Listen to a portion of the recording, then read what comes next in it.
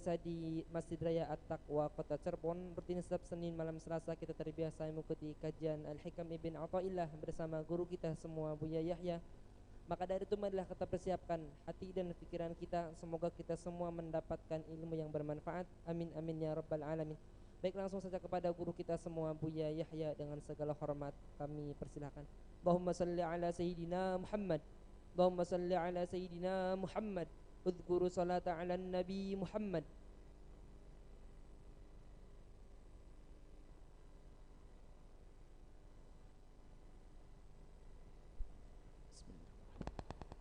Assalamualaikum warahmatullahi wabarakatuh.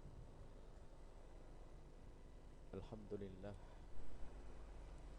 nahmaduhu subhanahu wa ta'ala hamdan yuwafi ni'amahu wa yukafi mazidah. Ya Rabbana lakal hamdu kama yanbaghi li jalali wajhika wa 'azimi sultanik. Subhanaka la nuhsi thana'an 'alaika anta kama athnaita 'ala nafsik. Walakal hamdu walakash syukru 'ala dhalik. Allahumma salli wa sallim ala habibina sayyidina Muhammad wa ala alihi wa ashabihi wa tabi'ina lahum bi ihsanin ila yaumiddin. Allahumma ya Rabbana nas'aluka ilman nafi'a wa na'udzubika ya Rabbana min ilmin la yanfa' wa amalin la yurfa' wa qalbin la yakhsha' wa 'ainin la tadma' wa nafsin la tashba' innaka anta ala kulli syai'in qadir. Allahumma ya Rabbana ahsyurna yawmal qiyamati ma'a zumrati habibika sayyidina Muhammad wa tahta liwa'ihi urzuqna ya Rabbana taubata qabla al-maut wa syahadata 'inda al-maut wal jannata ba'da al-maut. Amma ba'du.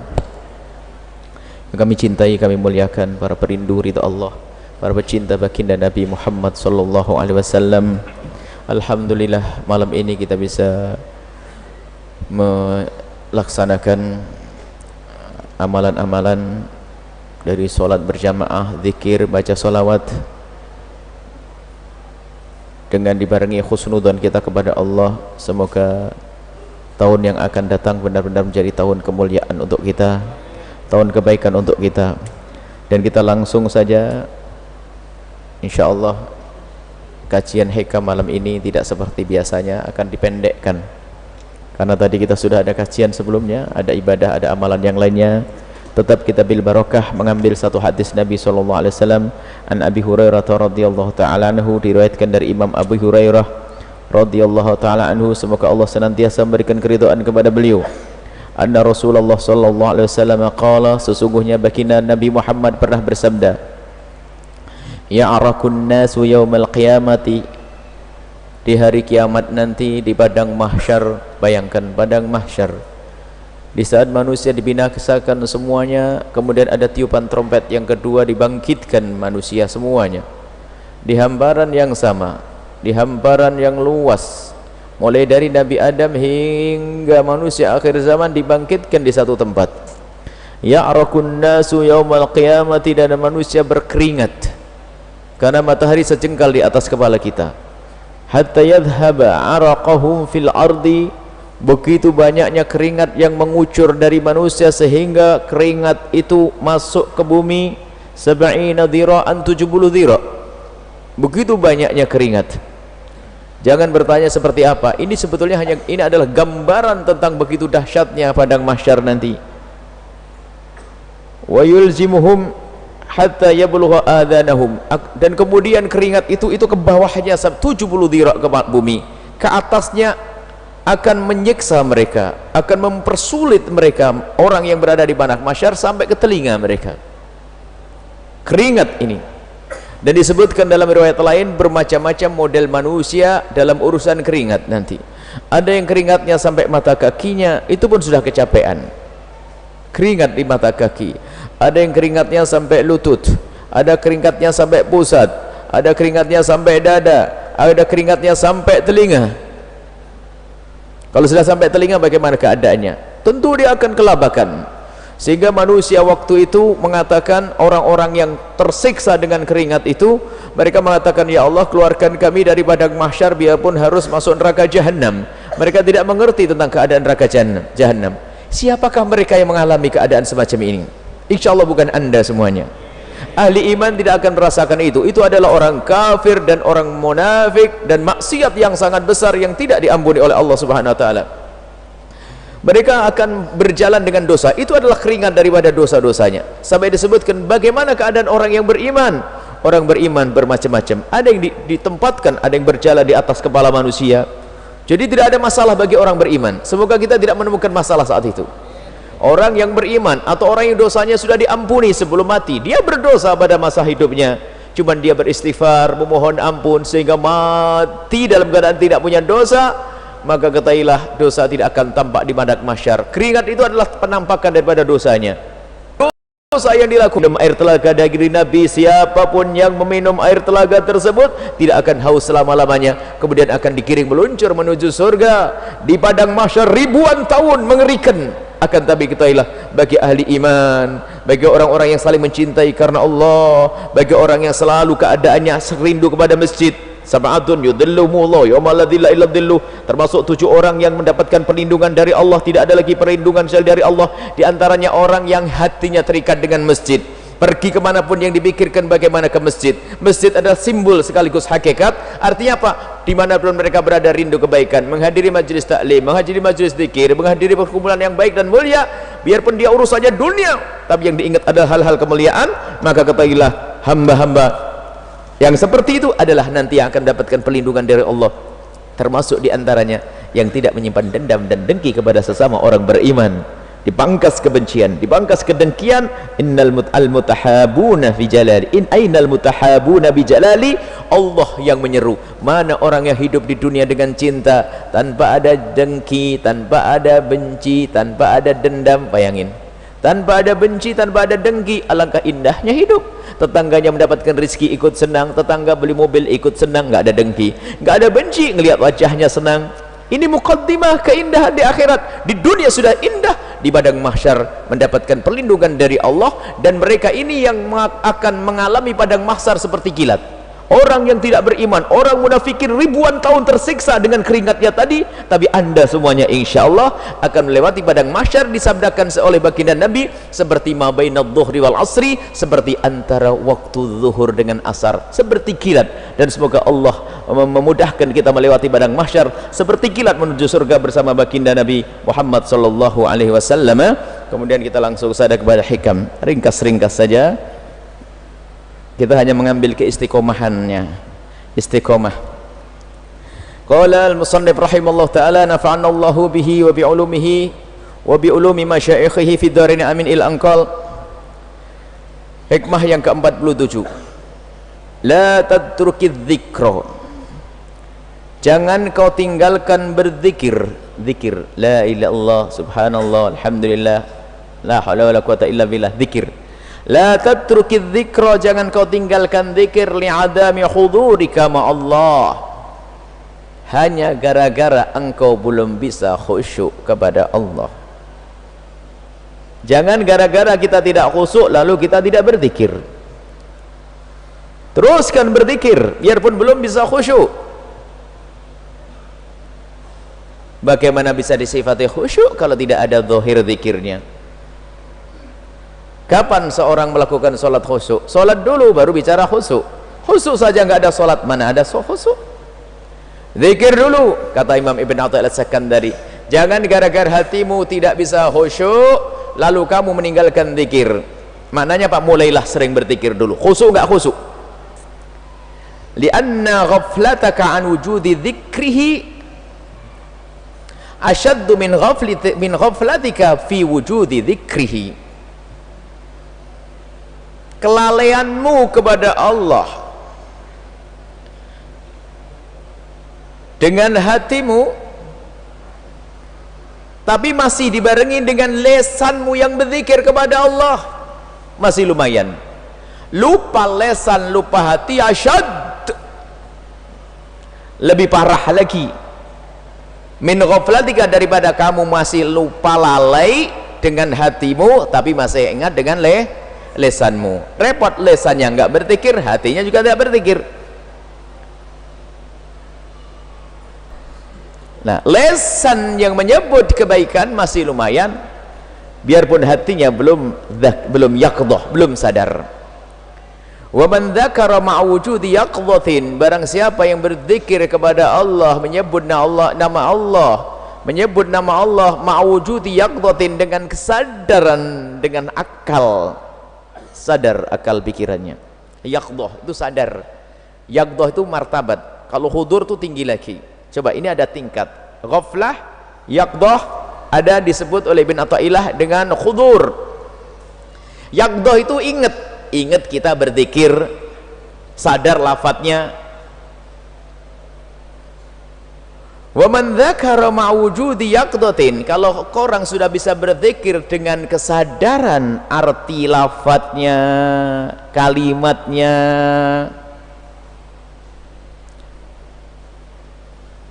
ila dzikrin ma'a wujudi hudurin, wa min dzikrin, bukan madzakara, wa min dzikrin tadi, semoga dengan zikir dengan lesanmu, biarpun hatimu masih lalai, Allah mengangkatmu daripada zikir dengan lesan saja, martabat lebih tinggi lagi, zikir dengan yaqdhah, ada kesadaran. Wa min dzikrin ma'a wujudi yaqdhatin, dan dari zikir dengan kesadaran, ila dzikrin, ditingkatkan lagi oleh Allah kepada zikir ma'a wujudi hudurin, dengan adanya hadirnya hati. Nanti kita jelaskan apa perbedaan antara yaqdhah dengan hudur.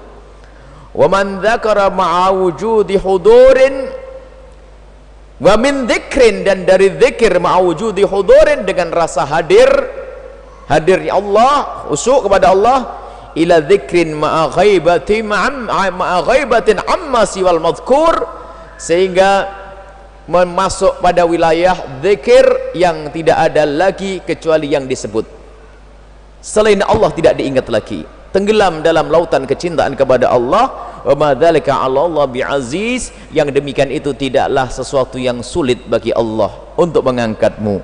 Maka mulailah dari yang paling dasar. Kata Ibn Athaillah Sakandari, biasakan dengan zikir lesan dulu. Jangan gara-gara kamu belum bisa khusyuk lalu nggak mau berzikir. Nah, ini bahaya sekali, orang bisa putus asa gara-gara nggak ada khusyuk. Aku ketika khusyuk mending enggak usah zikir. Oh tidak, berzikirlah. Bahkan sebagian para sholihin mengatakan, berdoalah ya Allah seperti engkau maha kuasa, engkau yang menjadikan lesanku bisa berzikir, maka aku mohon ya Allah, seperti kau mudahkan lesanku untuk berzikir, jadikan hatiku untuk berzikir ya Allah. Engkau yang menciptakan lesanku, engkau yang menciptakan hatiku. Yang menciptakan lesan kita adalah Allah. Allah bisa mampu menjadikan lesan kita berzikir, Allah juga mampu menjadikan hati kita berzikir. Maka jangan putus asa. Kalau ada orang berzikir dengan lesannya saja, biarpun hatinya kosong, masih lebih bagus daripada orang yang sudah lupa dua-duanya, nggak berzikir dengan lesan, nggak berzikir dengan hati. Maka dimulai dari berzikir dengan lesan, ini menjalankan perintah. Zikir itu kan ada dengan lesan juga, dan ada pahalanya.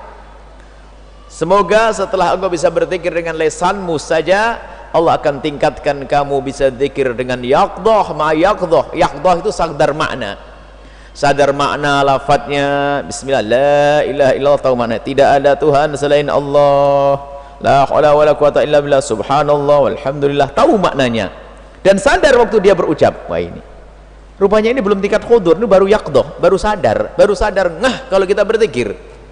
Ini martabatnya zikir dengan lesan, zikir sadar dengan akal kita. Kalau kita lagi berzikir, yaqdhah itu dengan akal kita, menyadari maknanya, lafadznya. Sampai Imam Haddad itu mengajari, kalau seandainya kamu susah untuk khusyuk, mulailah engkau dengan membayangkan lafadznya dulu. Kalau engkau masih susah menghadirkan maknanya, lafadznya, biar pikiranmu gak kemana-mana. La ilaha illallah, la ilaha, itu dulu. Biar pikirannya gak ke toko, gak ke kambingnya, gak ke ternaknya, gak gini. Terus la ilaha illallah, lafadznya dulu. Lesan, pikiran. Baru nanti setelah itu Allah akan angkat untuk masuk wilayah hudur. Jadi hudur itu adalah orang yang sudah menikmati dengan hatinya, bukan sekedar akalnya saja. Hudurnya, hadirnya hati. Hatinya merasakan kalau dia lagi menyebut nama Allah, dan akan bergetar hati. Getar hati itu gimana? Rasa senang.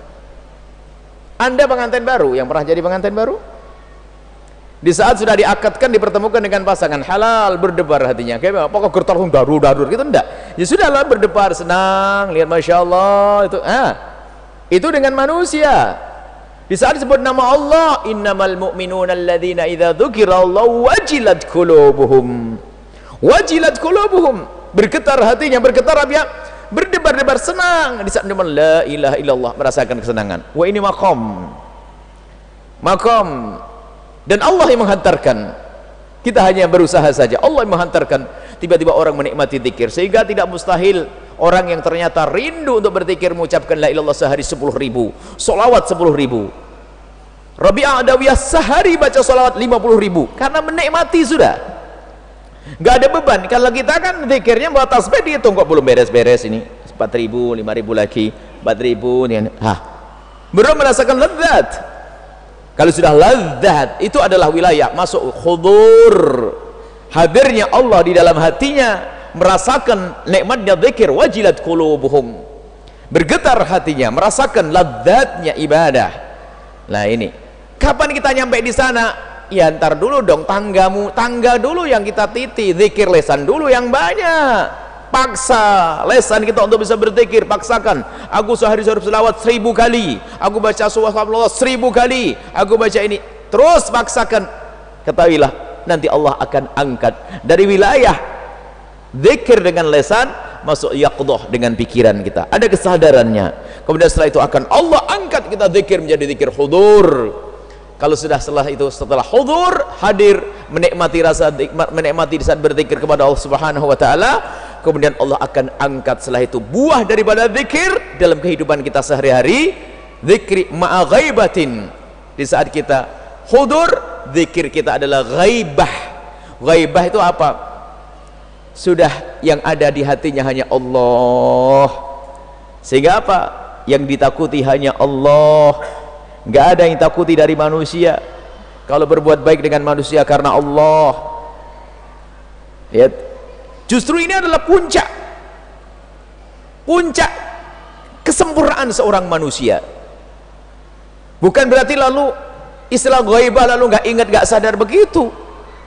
Dia urusan dengan manusia, tapi ketahuilah dia seolah-olah tidak urusan dengan manusia. Ini adalah ayahku, bapakku sebagai seorang manusia, tapi dia berurusan dengan bapaknya karena Allah. Lihat, bekti akan muncul dalam kehidupannya. Istriku, dia bukan sekedar seorang perempuan yang ada di sampingku, tapi ada tanggung jawabku di hadapan Allah. Ghaibah, semuanya langsung Allah, Allah, Allah, dikit-dikit Allah. Aku dikasih Allah kekayaan, aku tidak boleh terlena. Justru semua yang ada di kiri kanannya menghantarkan dia kepada Allah. Karena apa? Bagi dia nggak ada artinya kecuali Allah. Bukan istilah ghaibah lalu kayak orang kayak Allah kayak, tapi seneng duit, nggak ada itu. Mana kayanya itu adalah palsu, bohong, bukan Allah. Jadi memang dia sadar, Nabi Muhammad manusia sadar, bukan majdub, bukan ini. Nabi Muhammad manusia sadar dengan akal beliau, dengan hati beliau, lihat, sadar, bukan tenggelam. Beliau adalah selalu dalam lautan cinta kepada Allah, tapi tidak akan keluar daripada kesadarannya. Maka makom wilayahnya orang sadar, pangkat tinggi. Memang di sana ada wilayah wali majdub. Majdub itu ada. Majdub itu sudah diambil oleh Allah, masuk wilayah kecintaan kepada Allah. Cuman urusannya dengan manusia jadi berkurang. Kayak orang gila, tapi dia kekasih Allah. Dia adalah kekasih Allah, tapi tidak boleh kita berguru dengan dia. Guru kita adalah orang yang ahli yaqdah, ada kesadaran. Husnudon ada orang majdub, tapi makom tinggi wilayah adalah sadar. Makom sadar, ya. Urusan dengan istri, dia lemah lembut dengan istri. Bukan karena seorang istri yang dia berkhidmah kepadanya, tidak. Aku punya kewajiban dan itu amanatku di hadapan Allah. Maka muncullah orang yang makomnya makom ghaibah, tidak ada baginya kecuali Allah, maka dia akan indah dengan sesama manusia. Makanya ulama-ulama besar, dimulai daripada imamul ulama Sayyiduna Muhammad, sangat indah dengan keluarga, sangat indah dengan fakir miskin, sangat indah dengan tetangga, dan begitulah orang yang mengikuti baginda Nabi SAW. Jadi ingin kita semuanya dengan Allah lah. Makanya makna alladzina yadhkuruna Allah qiyaman wa qu'udan wa ala junubihim, berzikir dalam segala keadaan, iya dengan lesan setiap keadaan, akan tapi bagaimana keadaanmu itu semua adalah buah daripada zikir kepada Allah. Itu yang lebih agung lagi. Bagaimana semua keadaanmu itu buah daripada zikir. Kamu mau kemana? Mau nolong tetangga. Karena apa? Allah, loh, zikir lagi. Kebayang di matanya ridho Allah, ridho Allah, ridho Allah, makanya dia menjadi manusia sempurna. Sempurna nisbi maksudnya, sempurna di hadapan Allah. Perilakunya dengan orang tua baik, dengan saudara baik, dengan anak baik. Karena yang dilihat hanya Allah Subhanahu wa taala. Wa ma dzalika 'alallahi bi'aziz. Untuk mengangkatmu dari martabat ke martabat lebih tinggi bagi Allah tidaklah susah. Maka kata Ibn Athaillah As-Sakandari, mulailah sekarang, banyaklah berzikir dulu dengan lesanmu. Biarpun engkau belum bisa khusyuk kepada Allah Subhanahu wa taala, pastikan berzikir dan berzikir dan berzikir terus. Nah ini, insyaallah sampai di sini dulu, kita akan buka tanya jawab kemudian istirahat ini. Janjinya tadi jam 8, sekarang sudah jam 8. Bismillah. Insyaallah, dan hendaknya kita punya zikir rutin. Zikir setelah sholat. Selama ini kita baca dimulai dari subhanallah, subhanallah, alhamdulillah, itu Nabi mengajarkan. Alhamdulillah, alhamdulillah, Allah Akbar, ayat kursi, Allahumma inni ala dzikrik wa syukri wa husni ibadatik, dan seterusnya. Itu adalah zikir-zikir diajarkan baginda Nabi, jangan Anda tinggalkan. Kemudian Anda harus zikir-zikir yang sifatnya Anda baca rutin, istiqomah, apakah di pagi hari, di sore hari. Zikir pagi, zikir sore. Ambil waktu yang tepat agar istiqomah. Kalau ternyata ada kesibukan, Anda qadha. Dan zikir, dan hendaknya zikir itu harus bermacam-macam, bukan la ilaha illallah saja. Ada la haula wala quwwata illa, ada subhanallah, alhamdulillah, ada istighfar, bermacam-macam. Bermacam zikir. Dan di antaranya paling mudah, kita cukup baca yang dikumpulkan para ulama, ada di al-ratibul haddad, ratibul attas, zikir para masyayikh. Itu ada zikir bermacam-macam. Baca saja terus sambil berlatih dan memohon kepada Allah agar kita bisa khusyuk. Mohon dong kepada Allah yang berkesusahan Allah, tapi berlatih dulu la ilaha illallah, sambil kita mencoba meresapi maknanya dengan pikiran, akal pikiran kita, sampai nanti Allah akan berikan kesejukan di dalam hati kita, sampai wajilat qulubuhum wa idza tuliyat alaihim ayatu zadatuhum imana, akan bertambah iman. Ayo kita mulai berzikir, jangan ngentengkan masalah zikir. Di perjalanan zikir ya, zikir. Kalau Anda sering lupa baca tasbih, tasbih bukan suatu yang salah. Tasbih itu mengingatkan. Kadang orang kalau pegangannya HP kan SMS, tapi kalau pegangan tasbih jadi zikir gitu loh, kan sama aja. Kalau punya HP langsung WA, tapi kalau punya tasbih ya berzikir kepada Allah Subhanahu wa taala. Dan biasakan di rumah kita ada sesuatu yang mengingatkan kita kepada Allah, atau la tansa dzikrallah. Di kamar jangan lupa zikir kepada Allah, indah. Kemudian saling mengingatkan. Bagaimana saling mengingatkan? Tidak ada masalah sesaat-saat kita menyuarakan zikir, sebab dalam Al-Quran disebutkan innamal mu'minuna alladzina idza dzukira, disebut nama Allah, bukan menyebut tapi disebut. Jadi zikir disuarakan boleh agar orang lain mendengar, lalu ingat kepada Allah. Jangan sampai nanti nggak boleh kamu keras-keras berzikir, ya biar orang lain dengar, tapi yang wajar dong, jangan teriak-teriak di kupingnya sampai orang ketakutan nanti ya. La ilaha illallah, subhanallah, kan enak kalau anda lagi minum alhamdulillah, orang dengar, oh iya saya alhamdulillah juga karena lupa dia. Baik, ini saja insyaallah kita buka tanya jawab. Semoga Allah menjadikan kita ahli zikir yang akan disebut oleh Allah di ahli langit, dipamerkan di hadapan para malaikat-malaikat kalau ini adalah hamba berzikir. Dan semoga seperti Allah mudahkan zikir lesan kita, Allah mudahkan akal pikiran kita untuk yaqdah, untuk faham, dan hati kita untuk bisa berzikir kepada Allah, sehingga zikir itu benar-benar bisa dirasakan oleh anggota tubuh kita, sehingga tidak ada mata yang memandang kecuali diridhoi oleh Allah, tidak ada kalimat terucap kecuali diridhoi Allah, tidak ada yang kita dengar kecuali diridhoi oleh Allah, dan tidak ada gerak tangan kita, kaki kita kecuali menuju yang diridhoi oleh Allah Subhanahu wa taala. Wallahu a'lam bissawab. Baik, syukron katsiran kami aturkan kepada guru kita semua Buya Yahya, mudah-mudahan apa yang beliau sampaikan dapat bermanfaat dan dapat kita amalkan dalam kehidupan kita sehari-hari. Amin amin ya rabbal alamin. Baik para hadirin, para hadirat, para orang tua kami, para pendengar dan juga para pemirsa dimanapun anda berada, selanjutnya kita memasuki sesi tanya jawab seperti biasa. Sebelum kami memberikan kesempatan kepada para jamaah untuk bertanya, kami akan membacakan terlebih dahulu beberapa pertanyaan yang telah masuk melalui sosial media. Itu pertanyaan pertama, datangnya dari Helmi dari Jepara. Assalamualaikum warahmatullahi wabarakatuh. Assalamualaikum. Buya, kata salah seorang ustadz, sebagian orang membuat inovasi baru dalam ibadah dengan membuat-buat doa awal dan akhir tahun, sehingga dari sini orang-orang awam ikut-ikutan mengikuti ritual tersebut di berbagai masjid. Bahkan terdapat para imam pun mengikutinya, padahal doa tersebut tidak ada pendukung dalil dari Nabi sama sekali. Begitu pula dari para tabi'in ataupun kitab musnad atau kitab hadis. Mohon penjelasannya Buya, terima kasih. Inovasi ibadah yang sudah ditentukan bentuknya nggak boleh. Biarpun Anda jago senam, nggak boleh rukuknya ditambah dengan gerakan yang ada irama senamnya atau model tambahan, nggak ada. Itu inovasi yang nggak boleh karena sudah ditentukan. Tapi ada ibadah yang oleh Allah dibebaskan mutlak, tidak diikat, maka Anda boleh pilih dari yang diperkenankan. Misalnya apa? Berbanyaklah zikir kepada Allah, kan begitu? Perintah berbanyak zikir. Apa yang harus Anda baca dari zikir? Berbanyaklah zikir kepada Allah, dan Allah tidak membatasi waktunya. Sepanjang nafasmu masih berhembus, maka berbanyaklah zikir, perbanyaklah solawat. Ini dulu, supaya kita tahu makna inovasi itu kayak apa sih. Selagi Allah merintahkan banyak zikir, maka Anda berzikirlah yang banyak. Zikir mana saja yang Anda suka. La ilallah boleh, subhanallah boleh, apa saja boleh. Ada pun waktunya terbatas, nggak terbatas, bebas waktunya. Boleh pagi, boleh siang, boleh karena Allah tidak membatasi. Tapi kalau sudah ditentukan waktunya, nggak boleh ada inovasi. Sholat kok 5 waktu, saya punya banyak waktu ini. Antara subuh sama zuhur kok jauh banget, saya bikin sholat jam 9, nggak boleh.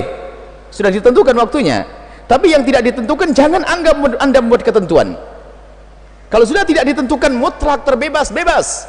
Anda boleh pagi, siang, berjalan, duduk, baring, telentang, boleh Anda berzikir kepada Allah subhanahu wa ta'ala. Lah kalau ibadahnya zikir, nggak ada disebut inovasi. Yang ada adalah jihad memperbanyak zikir untuk menjalankan perintah Nabi. Lah ini doa juga begitu, yang ada adalah perintah, sampai dikatakan kok, man lam yas'alillaha yaghdab alaih. Yang tidak berdoa kepada Allah, Allah akan marah. Ud'uni astajib lakum, mintalah kepadaku, aku akan kabul kepadamu. Wa idza sa'alaka ibadi anni fa inni qarib ujibu da'wat da'i. Sudah ini dari Allah, aku itu dekat. Anda mintalah kepadaku, akan aku kasih. Cara mintanya bagaimana? Ada zikir yang diajarkan Nabi, baca. Tapi pun Anda juga boleh berzikir sesuai, sampai dikatakan untuk benahi sandal pun boleh minta kepada Allah kok. Benahi sandal, untuk benahi tas, ya Allah jarumku hilang, ya Allah hilang, di mana jarumku? Apa bid'ah? Tidak ada. Karena doa bebas, Anda ucapkan doa bebas sesuai dengan keinginan Anda, gitu loh. Kalau doa, tapi nggak ada ini larangan. Yang nggak boleh Anda merubah doa yang diajarkan Nabi lalu Anda rubah seenaknya. Tapi kalau Anda membuat dari doa dari diri Anda sendiri, bebas. Anda pengen punya anak 6, ya Allah saya pengen punya anak 6 alam semuanya. Kok pakai 6? Apakah dilarang? Ya enggak. Ini sesuai dengan keinginan. Anda minta saya pengen rumah begini, ya Allah, nggak ada larangan doa, karena doa itu bebas. Segala kebaikan boleh Anda minta. Saya ingin ya Allah bisa melakukan puasa terus Senin Kamis. Nggak ada bimbingan khusus dari Nabi kalimat doa semacam itu, tapi tidak dilarang. Ya Allah ingin punya anak soleh-solehah, ya Allah semua, yang satu pengen jadi dokter, yang satu ulama, yang satu jadi insinyur, yang satu ini. Nggak ada dilarang doa begitu. Mana ada larangan? Yang ada perintah doa. Nggak ada inovasi dalam hal ini. Nah ini loh, kadang orang kok begitu gampangnya mengatakan membuat doa bid'ah. Anda sendiri nggak sadar, yang membid'ahkan pun nggak sadar membuat doa. Doanya ada, coba saja dalam bukunya pasti ada doa. Semoga Allah memberikan rahmat kepada kita, hasil bukunya. Semoga Allah. Dengan bahasa doa dari Nabi, minta rahmat, ada sendiri doanya. Tidak harus semua doa itu langsung dari lafadznya Nabi. Memang sudah disepakati, jika Anda berdoa dengan lafadz yang diucapkan Nabi, jelas itu lebih bagus, karena Nabi lebih tahu yang layak untuk diminta. Cuma kalau kita berdoa asalkan maknanya benar, nggak ada larangan. Dari masa ke masa ulama membuat doa. Ada doanya Imam Sayyidina Abu Bakar Siddiq, doanya Sayyidina Umar bin Khattab. Sayyidina Umar pernah berdoa yang tidak pernah diajarkan Nabi waktu ada orang kritik, Allah rahimallah imran ahdali uyubi. Ya Allah berikanlah kasih sayang pada orang yang menunjukkan.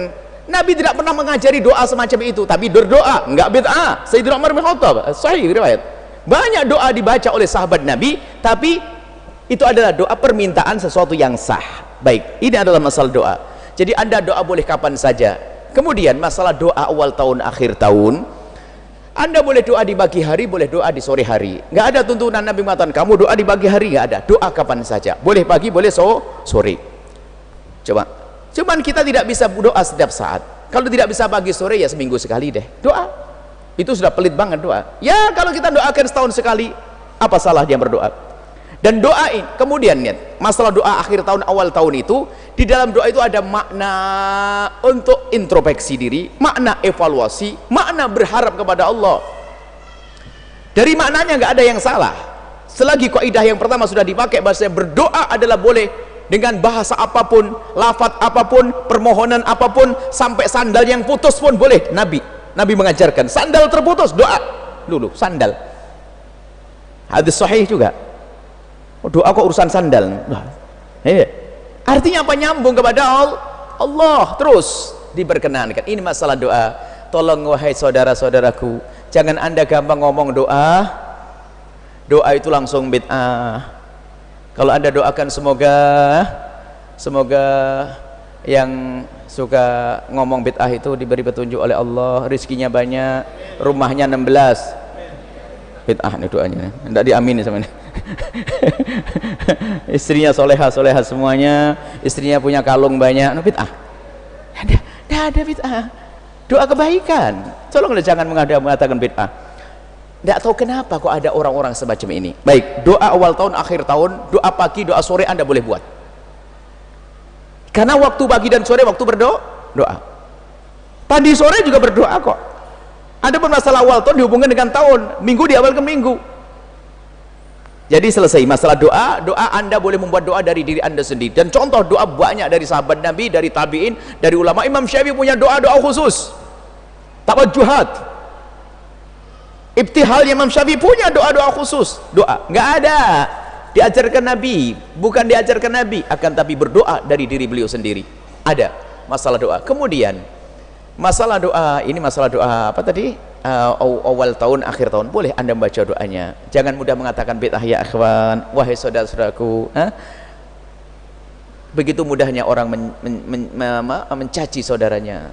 Itu adalah permasalahan-permasalahan di dalam hatinya. Dan kami jamin, yang mengatakan membuat doa adalah bid'ah, kami jamin dia tidak akan lepas daripada doa tambahan. Suruh cari dalam hidupnya, pasti. Karena orang tidak mau ada hajat yang sangat mendesak, lupa kalimat dari Nabi, dia mengucapkan minta, ya Allah lagi sakit ada yang nolong, ya Allah semoga ada orang nolong kepadaku, ya Allah. Kalimat biasa dibuat. Cuman kadang-kadang begitulah, ada kebencian di antara sesama kaum muslimin, mengatakan bid'ah, sesat dan seterusnya. Baik, kemudian doa awal tahun maknanya juga sah. Kalau anda tidak mau doa itu, anda boleh doa yang lainnya, lebih panjang lagi boleh. Kemudian ada makna, kemudian juga katanya hal-hal yang semacam ini nggak pernah memang doa itu tidak dari Nabi. Kami selalu sampaikan doa yang dibaca itu tidak dari Nabi kok, dibuat oleh para ulama. Dan anda pun boleh membuat asalkan maknanya benar, boleh dari diri anda sendiri. Tidak ada larangan membuat doa, tidak ada larangan menyusun doa dari diri sendiri, tidak ada. Dan ini kesepakatan, anda boleh membuat doa dari diri anda sendiri. Yang nggak boleh adalah mengatakan doaku lebih bagus dari doa Nabi, itu yang salah. Nah itu, kalau buat doa sendiri sah-sah saja.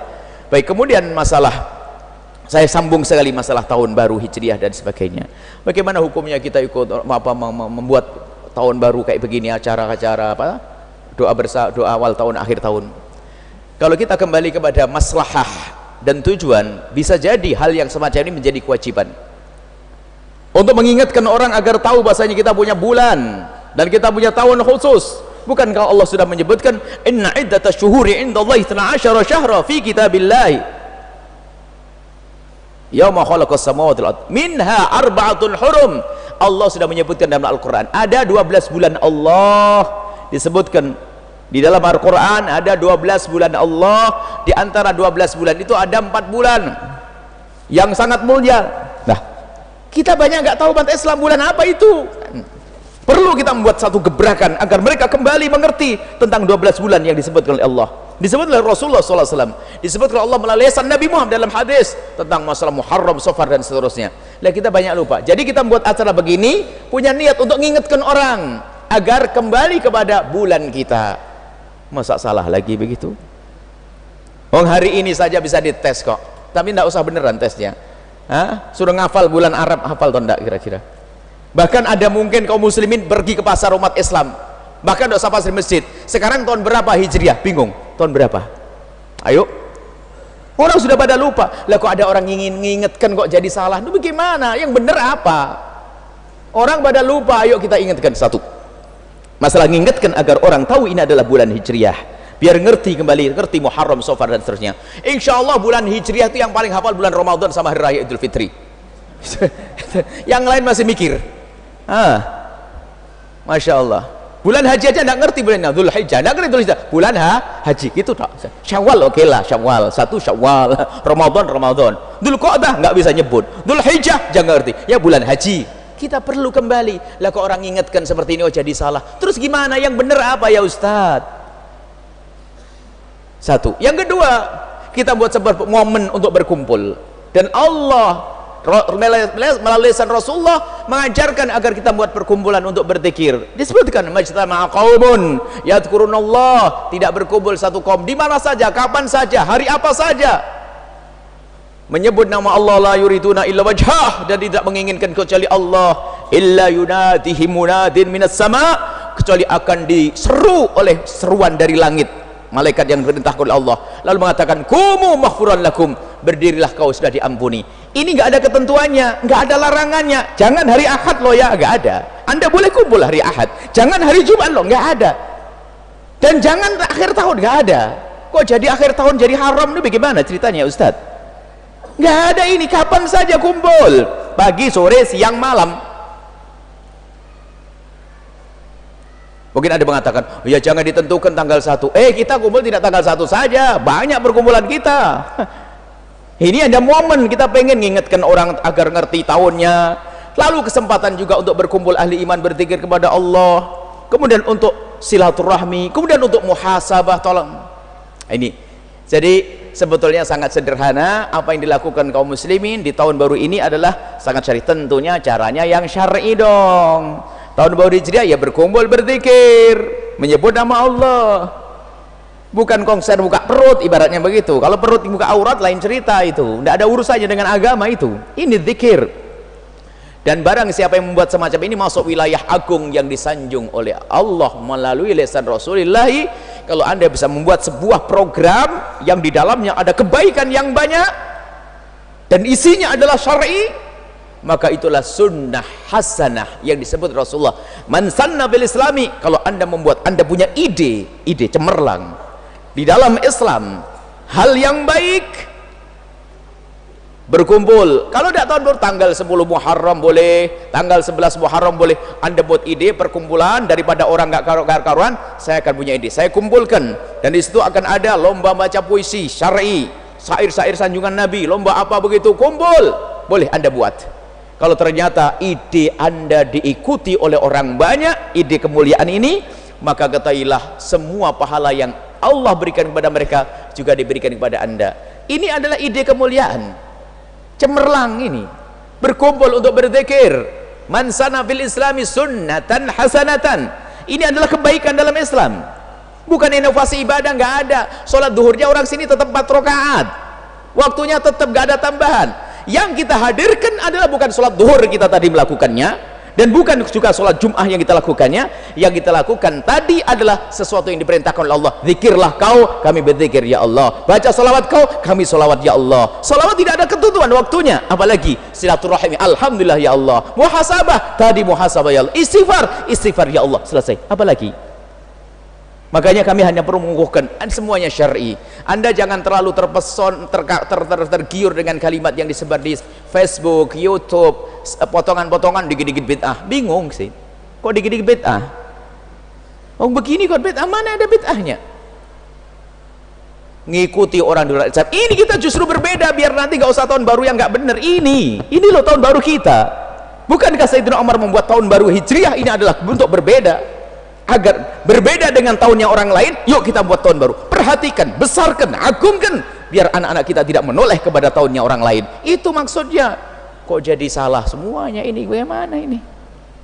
Insyaallah semoga Anda diberi hidayah oleh Allah, dan kita semua mendapatkan hidayah dari Allah Subhanahu wa taala. Wallahu a'lam bissawab.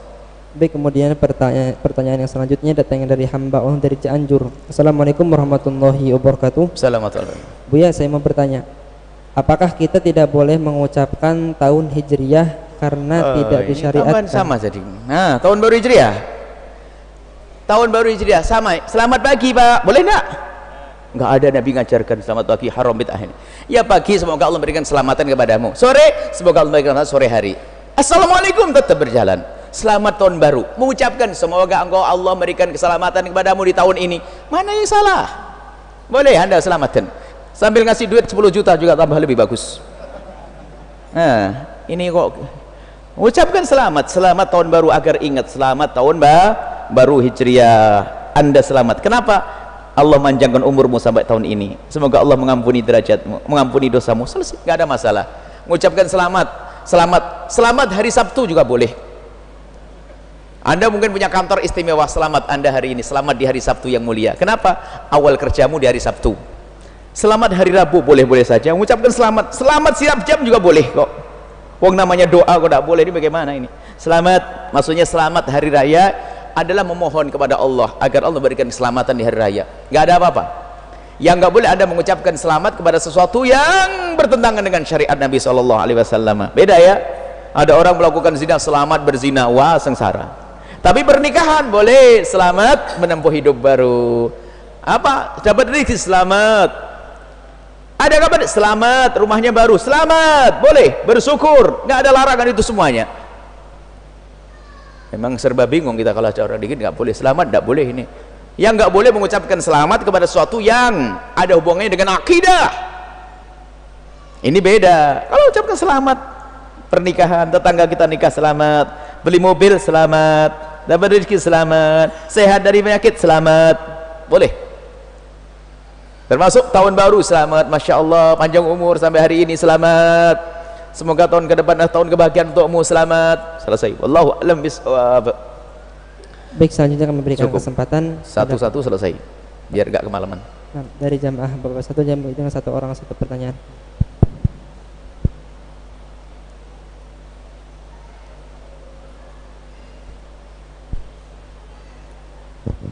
Silakan.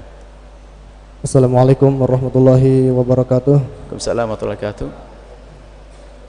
Di tahun baru ini saya akan bertanya bagaimana kiat-kiat kita untuk menggapai cita-cita, untuk menggapai cita-cita atau harapan kita, dan bagaimana sih untuk menata hati kita ketika cita-cita itu kita tidak dapat, bagaimana cara menata hati kita? Bagaimana tip untuk menggapai cita-cita? Ya, kiat-kiat menggapai cita-cita agar berhasil, dan bagaimana bila cita-cita itu gagal agar hati kita bisa ditata. Baik, pertama cita-cita itu harus baik dan benar, mulia, itu dulu. Kalau cita-cita jelek semoga nggak berhasil. Cita-cita jadi maling, cita-cita mencuri, cita baik. Satu. Setelah cita-cita baik, kita harus tahu makna sukses sampai kepada cita-cita itu. Sukses itu apa sih? Di dalam manusia, di depan Allah. Kita pengen sukses di dunia dan sukses di akhirat, kan begitu? Ada sukses di dunia, tidak sukses di akhirat. Banyak orang sukses, cita-citanya berhasil di dunia, tapi Allah murka kepadanya. Nah ini, kalau kita mulai sudah paham tentang makna kesuksesan, baru Anda akan punya peredam di saat secara zahir tidak sukses Anda. Karena cita-cita Anda adalah, misalnya ada cita-cita kok jadi apa, DPR, jadi bupati lah. Nah, tanya cita-cita mau apa ingin jadi bupati? Saya ingin jadi bupati, ingin membangun umat ini yang benar. Niatku benar karena Allah, makanya aku tidak nyogok juga. Aku baik-baik cara pemilihannya, karena niatku benar. Dan karena cita-cita aku benar, maka cara yang aku tempuh benar lah ini. Untuk menggapai cita-cita, caranya benar. Kalau caranya nggak benar, nggak akan sampai kepada tujuan. Caranya benar. Aku ingin jadi bupati yang benar, maka caraku benar. Kenapa ngomong bupati ini? Ada pilkada enggak? Ya, cita-cita benar, mulia, cara menitinya benar. Baik. Kalau ternyata sudah serius, benar, setiap malam berdoa memohon kepada Allah, lah kok tiba-tiba nggak jadi bupati? Apa yang ada di hatinya? Karena cita-cita benar, dia sudah yakin bahasanya pahalaku jadi bupati sudah dikirim di surga sana. Makanya aku tidak pusing, tenang saja. Kok kamu tidak stres? Ya nggak apa-apa, tambah enak. Saya nggak usah jadi bupati, sudah dapat pahalanya bupati, kan begitu? Karena dia kenal Allah. Nah ini. Tapi coba kalau nggak kenal Allah, stres dia, karpetnya ditarik lagi dari masjid, naik pohon kelapa nanti, nggak pakai baju. Nah ini. Jadi kalau makna sukses itu apa? Sukses bukan di pandangan manusia saja, di hadapan Allah. Ada orang setiap hari, ya Allah berikan kepadaku, ya Allah aku ingin sekolah, aku ingin belajar, aku ingin usaha, ya Allah berikan kepadaku suksesan, ya Allah rizki yang banyak. Tatanya tetap nyungsat, melarat. Allah tidak pelit. Doa yang anda panjatkan sudah dikirim di surga nanti. Kehidupan di dunia sangat pendek. Nah itu adalah obat untuk meredam di saat secara zahir tidak sukses. Tapi kalau memang tujuanmu mulia, cara menitimu benar, anda sudah sukses. Begitu sebaliknya, tujuanmu baik kayak apapun, jika cara menempuhnya tidak baik, anda tidak akan sampai kepada tujuan. Bohong itu. Makanya tempuh cita-citamu dengan kemuliaan, dengan cara yang halal, benar. Kemudian kalaupun tidak sampai saat di dunia, karena caramu benar, niatmu benar, Allah sudah ganti di akhirat. Tapi kalau tujuannya benar, caranya nggak benar, atau niatnya jelek, biarpun caranya baik nggak akan sampai tujuan. Niatnya jelek, caranya baik. Wudhu, niatnya apa? Biar selamat, saya mau nyuri, nggak diterima oleh Allah. Wudhu, biar selamat, waktu nyuri nggak kena orang, lah nggak diterima wudhunya. Atau sebaliknya, tujuannya baik, caranya nggak bener, bangun masjid. Terus bagaimana caranya? Biar cepat jadi, saya akan gerakkan pelacur sama tukang rampok, biar ambil duit, nanti udah bangun masjid. Nggak sah. Kalau tujuannya bener, caranya tidak bener. Tapi kalau anda sudah gabungkan dua, anda pasti sukses. Niatnya apa? Tujuannya benar, niat. Cara anda meniti cita-cita ada dengan cara yang diridhoi oleh Allah, maka anda sudah sukses. Kalaupun tidak tampak sukses di dunia, anda punya hati yang kenal Allah, maka anda akan senang bahasanya anda telah sukses di akhirat. Itu yang repot adalah kita lupa kepada Allah, sehingga ada orang stres, tidak tahu bahasanya tidak ada jerih payah yang dilakukan oleh orang yang beriman kecuali ada imbalannya nanti di akhirat. Bahkan kalau anda tahu nanti di surga, setelah tahu ada beberapa cita-cita anda kok tidak kabul, padahal doanya banyak, ya enggak? Doa banyak, zikir banyak, sholat, kok tidak terkabul?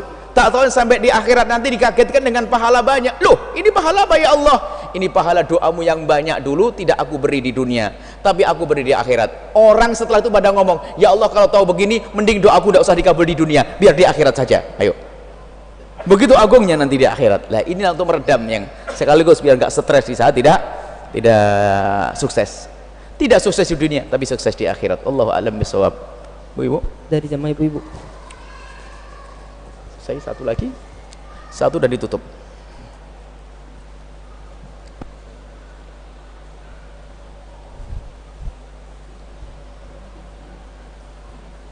Kalau ibu-ibu jauh, kasih wakili bapak-bapak. Enggak. Sisi ini dirubah jadi ibu-ibu jauh. Assalamualaikum warahmatullahi wabarakatuh. Assalamualaikum warahmatullahi wabarakatuh. Buya, kalau nabi-nabi Allah masa-masa kecilnya kan ada ceritanya. Gimana? Kalau Nabi Muhammad ada cerita masa kecilnya, masa kecil maksudnya ceritanya. Kalau Nabi Isa ada cerita masa kecilnya juga gitu. Nah, bolehkah saya tanya, waktu Nabi Adam diciptakan itu kira-kira umur berapa gitu? Diciptakan. Apa langsung? Diciptakan? Nabi Adam di? Iya, kalau Nabi Adam diciptakan kira-kira umur berapa gitu? Apa kecil dulu, apa langsung besar, apa langsung gimana? Terima kasih. Assalamualaikum warahmatullahi wabarakatuh. Baik. Ada pertanyaan benar, nanti berkembang itu. Ini pertanyaan yang bagus, nanti berkembang. Rumahnya di mana nanti? Model rumahnya kayak apa kira-kira? Perjalanan jauh dari India sampai Mekah pakai apa? Dan seterusnya. Nah, ini sebetulnya itu adalah gini, Nabi yang disebutkan di dalam Al-Quran itu ada 3 model. Ada Nabi yang disebutkan tapi tidak disebutkan ceritanya. Ada Nabi yang disebutkan tapi ceritanya pendek. Tapi ada Nabi yang disebutkan ceritanya panjang. Nabi Musa itu panjang banget ceritanya, diulang-ulang. Nah ini. Akan tapi ketahuilah bahwasanya kewajiban kita adalah beriman akan keberadaan mereka. Selagi tidak diceritakan, maka selagi tidak diceritakan kita tidak perlu mengimaninya. Misalnya model tahun berapa, umurnya berapa, gedenya di mana, kita tidak punya kewajiban untuk tahu yang demikian itu karena tidak diceritakannya. Kemudian juga banyak cerita-cerita tentang nabi-nabi terdahulu yang sering disebut dengan Israiliyat, yang dinukil dari umat terdahulu, dari kaum Bani Israel. Dan Nabi juga memperkenankan kita menukil berita-berita dari kaum Bani Israel. Hadithu an Bani Israel wala haraj. Boleh engkau mengambil berita dari Bani Israel dan tidak ada masalah, tapi dengan catatan, semua cerita tentang nabi-nabi terdahulu boleh kita ambil ceritanya, saat catatannya apa? Tidak bertentangan dengan kemuliaan nabi dan tidak bertentangan dengan akidah. Selesai. Jadi boleh cerita macam-macam, tapi kalau sudah bertentangan dengan akidah pasti bohong. Ya, seperti itu. Adapun Nabi Adam umurnya berapa, yang jadi diciptakan Allah sudah bentuk seperti itu, dan jadi di surga ketemu dengan Siti Hawa, kemudian diturunkan ke bumi punya anak. Jadi umurnya Nabi Adam tidak pernah jadi bayi. Nabi Adam tidak pernah jadi bayi karena Nabi Adam tidak dilahirkan, tapi langsung diciptakan oleh Allah Subhanahu wa taala. Dan umur Nabi terdahulu panjang. Cucunya saja, ketemu Nabi Nuh saja umurnya itu hanya 950 tahun. Jadi kalau ada anak meninggal umur 25 tahun, kasihan, dia masih muda meninggal, masih kecil. Itu. Dan jadi ya, Anda tidak akan ditanya oleh Allah kalaupun tidak tahu umurnya Nabi Adam berapa. Insya Allah aman. Ya, insya Allah ya, apa untuk hiburan kita, insya Allah. Insya Allah, selesai insya Allah. Cukup insya Allah, kita tutup dengan doa. Bismillah, jazakumullah. Bagi yang belum biasa menghadiri majelis ini adanya di malam Selasa, setiap Senin malam Selasa, cuman jamnya dimulai jam 8 sampai 9.30, 1,5 jam. Cuman karena hari ini ada acara lain, maka kita tutup sampai jam ini saja, kita perpendek. Bismillah. Ada pengumuman yang lain. Reuni Akbar Umroh Al-Bahjah hari Ahad depan 6 Muharram di gedung pertemuan Pancabraja Pertamina Jatimulya, Pancakabraja. Kemudian majelis muslimah di Cirebon Sabtu yang akan datang 5 Muharram di ruang Madya Komplek Islamic Center sini, Islamic Center Masjid Raya Cirebon. Kemudian bagi siapapun yang ingin bergabung dalam kemuliaan, Anda bisa menyalurkan apa yang Anda miliki dari tenaga. Kita perlu potensi handal yang mengerti tentang ilmu pendidikan, ilmu biologi, fisika, ilmu apa saja. Ayo sumbangkan dalam perjuangan. Kita ada sekolah-sekolah juga. Kemudian juga punya keahlian IT, kita punya program tentang IT. Yang punya keahlian dalam urusan radio televisi, kita juga punya program. Anda punya apa? Ayo infakkan waktu Anda untuk berjuang di jalan Allah Subhanahu wa taala. Yang punya ide, yang punya tenaga, termasuk yang punya harta, Anda pun harus bergabung. Penyambung hati Anda dengan Rasulullah. Yang punya tenaga boleh datang langsung, dan yang punya harta bisa saja berinfak di Bank Syariah Mandiri di nomor rekening 72004292 atas nama Yayasan Al-Bahjah. Ingat, tidak ada Yayasan Al-Bahjah mengambil atas nama rekening pribadi, nggak ada. Semuanya disentralkan ke sini. Dan Al-Bahjah tidak menyuruh orang minta duit keliling rumah Anda. Kalau ada orang atas nama Al-Bahjah lalu minta duit, itu bohong. Kalau Anda tidak ada orang minta duit atas nama Al-Bahjah, bilang, saya sudah punya nomor rekening ini, kalau saya mau akan kirim ke rekening tersebut, biar aman. Kita tidak buka untuk apapun dan siapapun untuk memanfaatkan atau melakukan sesuatu yang tidak dibenarkan. Kemudian juga kami membuka bencana saudara kita, baik yang di Lombok atau yang lainnya. Anda boleh masukkan dana Anda, harta Anda di Bank Muamalat nomor rekening 1390 1231 23 atas nama Al-Bahjah Peduli Sosial. Infak rutin Al-Bahjah yang bulanan atau mingguan untuk menyiasati setan agar tidak mengganggu kita, bisa Anda setiap mengaji Anda menitipkan di setan infak yang ada di depan. Apapun, boleh Rp1.000, boleh anteng, boleh cincin, boleh kunci sepeda motor, boleh. Terserah, ini boleh, kopiah boleh. Pokoknya infak biar sambung hati, insyaallah ya. Semoga Allah menjadikan pertemuan kita yang diridhai oleh Allah Subhanahu wa taala. Bismillahirrahmanirrahim. Alhamdulillahirabbil alamin. Allahumma shalli ala sayyidina Muhammad wa ala ali sayyidina Muhammad. Irhamna wa la tu'adzibna wa'surna wa la tahdhurna wa'afina wa la tumritna wa akrimna wa la tuhinna wa athirna wa la tuthir alaina innaka ala kulli syai'in qadir. Allahumma ya Allah, pandang kami dengan kasih sayang-Mu dan cinta dari-Mu ya Allah. Engkau Maha tahu tentang kami ya Allah. Engkau telah kumpulkan kami di tempat ini. Engkau yang memilih kami ke tempat ini Allah. Jika Engkau tidak menghendaki kami datang ke tempat ini, kami tidak akan mampu datang ke tempat ini. Puji syukur kepadamu ya Allah, telah Engkau mudahkan langkah kami menuju tempat ini. Maka kami mohon sempurnakan pilihan ini ya Allah, dan jadikan kami kelak bisa berkumpul di surga bersama kekasihmu Nabi Muhammad. Siapapun dari kami yang ada di sini, kalau di antara mereka adalah pendosa-pendosa, ampuni ya Allah. Jika di antara kami ada ahli maksiat, ampuni ya Allah, karena mereka telah berkumpul di tempat mulia ini ya Allah. Dan kami mohon ya Allah, seperti Engkau pertemukan jasad kami, pertemukanlah hati kami dalam cinta karenamu ya Allah. Jauhkan kami dari benci kepada sesama kami ya Allah. Jauhkan kami dari kedengkian, ganti dengan cinta agar hidup kami indah ya Allah. Dan kami mohon ampuni orang tua kami dan guru-guru kami.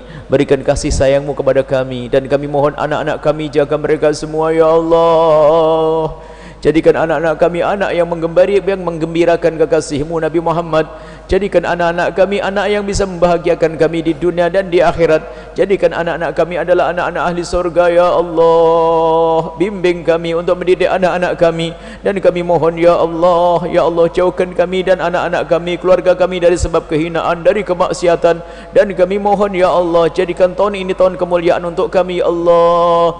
Permasalahan di tahun yang lalu ya Allah, kami mohon ya Allah, jangan kau hadirkan lagi di tahun ini ya Allah. Berproblematika kami di masa yang lalu, hapus ganti dengan segala kebaikan tahun ini ya Allah. Sungguh Kau maha kuasa untuk menjadikan tahun ini tahun kemuliaan untuk kami. Sungguh bagimu sangat mudah untuk menjadikan ya Allah kami bahagia mulia di tahun ini ya Allah. Jadikan kami ahli istiqomah. Setelah Engkau kumpulkan kami di tempat ini, mudahkan kami untuk berkumpul lagi dalam kebaikan, dalam kemuliaan, hingga kelak Kau kumpulkan kami di surga bersama kekasihmu Nabi Muhammad. Yang sempit rezeki lapangkan dengan rezeki yang halal penuh berkah, yang sakit sembuhkan, yang punya hutang mudahkan kami dalam bayar hutang-hutang kami. Dan kami mohon ya Allah, ya Allah, ya Allah, ya Allah, ya Allah, jangan cabut nyawa kami sebelum Kau ampuni dosa kami. Jangan cabut nyawa kami sebelum Kau ampuni dosa kami. Dan kami mohon yang mendengar suara ini, baik ini di dalam masjid atau di luar masjid, jadikan mereka ahli la ilaha illallah yang sesungguhnya, ahli salat, ahli ibadah. Jauhkan kami dari minuman keras, jauhkan kami dari meninggalkan salat, jauhkan kami dari judi ya Allah.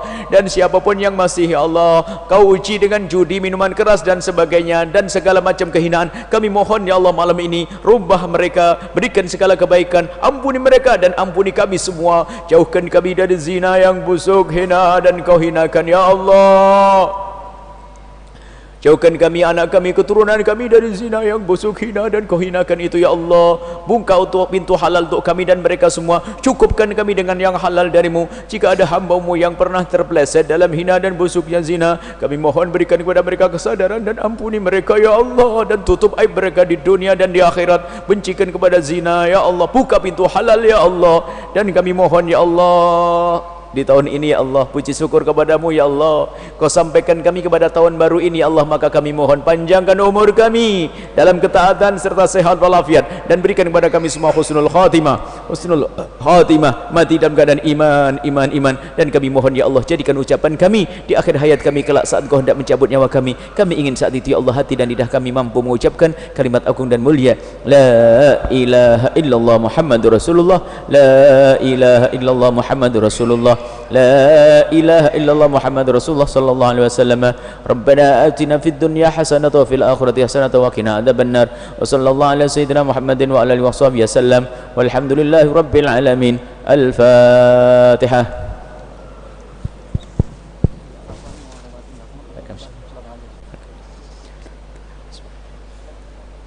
Karena mungkin waktu ada yang pengen segera pulang, mungkin kita tidak salaman saat ini ya. Mohon maaf, mohon doa selalu. Wabillahi taufiq wal hidayah. Assalamualaikum warahmatullahi wabarakatuh. Waalaikumsalam warahmatullahi wabarakatuh. Baik para hadirin, para hadirat, para orang tua kami, para pendengar dan juga para pemirsa dimanapun anda berada, demikianlah kajian pada kesempatan kali ini, dan kami selaku pembawa acara mohon maaf dan mohon doa selalu. Mari kita tutup majlis mulia ini dengan pembacaan doa kafaratul majlis. Subhanakallahumma bihamdika asyhadu an la ilaha illa anta astaghfiruka wa atubu ilaik. Assalamualaikum warahmatullahi wabarakatuh.